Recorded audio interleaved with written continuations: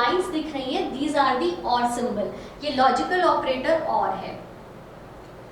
So or what the or basically says, that means either this condition or this condition or this condition is true.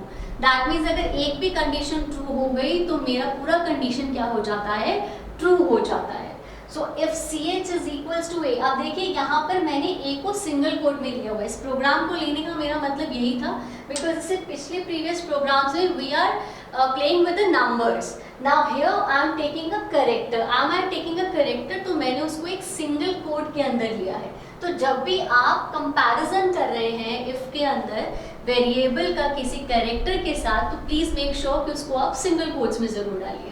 So CH is equals to A, CH is equals to E, I, O, U, and same चीज मैंने capital में भी लिया, A, E, I, O, U, और सबके बीच में मैंने और का सिंबल डाला. और का सिंबल क्या होता है कि अगर इनमें से कोई भी एक कंडीशन ट्रू हो गई तो मेरी कंप्लीट जो क्या है वो कंडीशन क्या हो जाएगी, ट्रू हो जाएगी. ना इनमें से अगर कोई भी कैरेक्टर यूजर एंटर करता है तो ये कंप्लीट कंडीशन हो जाएगी ट्रू, और क्या प्रिंट होगा, it is a vowel.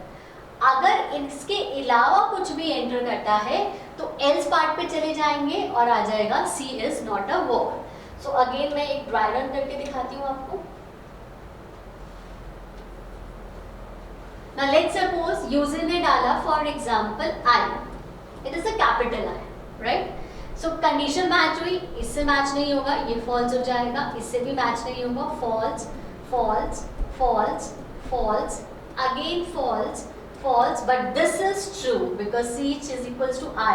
This is true, this is false, this is false. As हम लोगों ने ऑपरेटर जब पढ़े थे तो हमने और का देखा था. और क्या करता है कि अगर इनमें से कोई एक भी कंडीशन ट्रू होगी तो कंप्लीट कंडीशन मेरी क्या हो जाएगी, true. Now we have this true with us, तो दैट मीन्स ये मेरा कंप्लीट पार्ट क्या हो गया, ट्रू हो गया. इफ दिस इज ट्रू तो दैट मीन्स क्या लिखा हुआ आएगा, that it is a vowel. ये पर्सन C जो मैंने लिखा है, format specifier C, it will take the value, that means I मैंने लिखा है तो यहाँ पर लिखा हुआ आएगा I, that means I is a vowel. Now another case, now let's suppose I की जगह मैंने ले लिया Z फॉर एन एग्जाम्पल. अब Z मैंने लिया तो क्या होगा, ना तो वो A से मैच होगा, ना E से, ना I से, ना O से, ना U से. सिमिलरली किसी कैपिटल वाले से भी नहीं मैच होगा, तो सारी कंडीशन क्या हो जाएगी, यहाँ पर फॉल्स हो जाएगी. दैट मीन्स ट्रू की जगह यहाँ सारा क्या हो जाएगा, फॉल्स हो जाएगा. अब अगर फॉल्स हो जाएगा तो ये स्टेटमेंट एग्जीक्यूट नहीं होगी, लेकिन ये स्टेटमेंट एग्जीक्यूट होगी, that Z is not a vowel.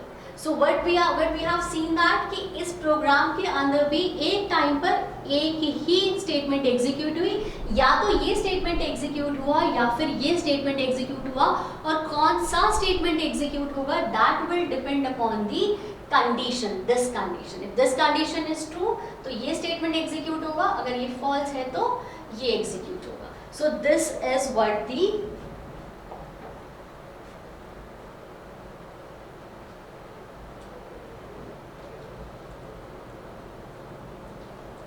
So this is what the decision making or the selection.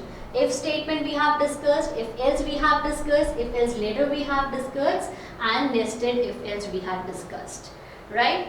So these all comes under the decision making or selection.